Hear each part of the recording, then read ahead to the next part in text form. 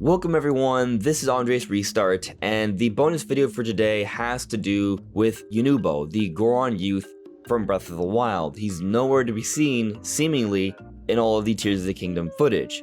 Was he brutally murdered by Ganondorf? Is he lost? Has he been replaced? What's going on? Well, that's what we're talking about today. Now before we jump into things, let me point out that, again, this is a shorter form bonus kind of video. If you have some sort of idea that you want covered in a short form video like this, let me know in the comments below or send me a message on Twitter or Discord. I'll also point out that we are aiming to hit 25,000 subscribers by the time Tears of the Kingdom comes out on May 12th.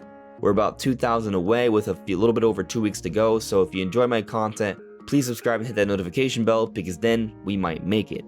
Now, with Yunobo, we don't see him in the Tears of the Kingdom footage, but we do see evidence of there being a Goron because there's this one scene where we can see a few frames of that big Goron weapon. And we don't see who's holding it, so it might not be Yunobo, but I would say it's probably Yunobo because Sidon's there. Sidon helped us out with one of the Divine Beasts.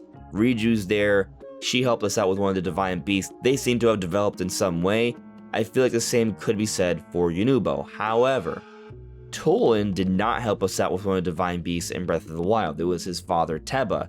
Tulin seems to be taking his place. So, is it possible that someone could be taking the place of Yunobo for whatever reason? Potentially. I do think they are hiding him for a reason. Tulin has grown up, Riju has grown up, Sidon looks to be about the same, but he seems to at least be helping out Link more in this water dungeon area in the skies. Something that I think is worth considering here is that we do see a scene where it looks like a Goron is attacking Link. We can see a few smaller Gorons watching off in the distance, and this Goron's using the famous rollout attack of the Gorons, but it has some extra like firepower added to it. So why is Link fighting this Goron here? Is it because Link is considered an enemy all of a sudden, even though all of his efforts throughout Breath of the Wild and the Gorons were fairly peaceful? It seems unlikely, but in Twilight Princess, there was a little bit of a storyline of how the Gorons were a bit of an enemy or antagonistic towards Link for a little bit. And it wasn't because the Gorons were evil in any way, but they were being very defensive of their village because their chieftain was cursed by Ganondorf and Zant, so they're being very protective and defensive and keeping out outsiders. So it's possible with the attack of Ganondorf, the Upheaval, the Gorons in Tears of the Kingdom may take on a similar role as to what we saw in Twilight Princess, where they're going to be very defensive, trying to keep people out because something happened to them.